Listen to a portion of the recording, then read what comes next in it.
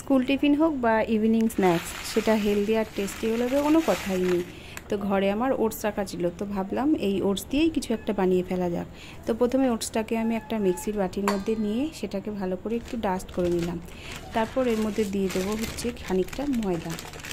আর এবার আমি এর মধ্যে দিয়ে দেবো হচ্ছে একটা ডিম আর একটা পেঁয়াজ আর হচ্ছে কাঁচা লঙ্কা, আর দেবো নুন, হলুদ, মিষ্টি, যা যা দেয় তোমরা সবাই সেগুলো জানো, আমার বলার কিছু নেই। তো সেটা দিয়ে ভালো করে এর মধ্যে দিয়ে দেবো খানিকটা দুধ। আমি ব্যাটারটা বানাবো হচ্ছে দুধ দিয়ে, এর মধ্যে কোনো জল দেবো না, কারণ জল দিলে টেস্টটা নষ্ট হয়ে যাবে।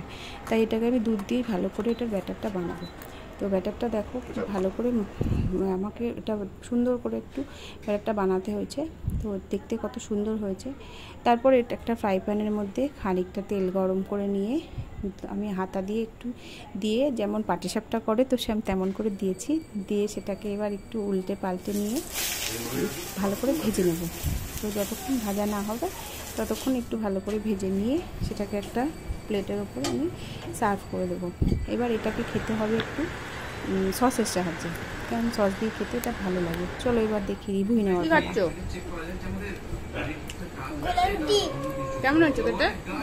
খুবই ভালো। ভালো। সত্যি আজকে ভিডিওটা যদি ভালো লেগে থাকে তাহলে লাইক, কমেন্ট আর শেয়ার করো।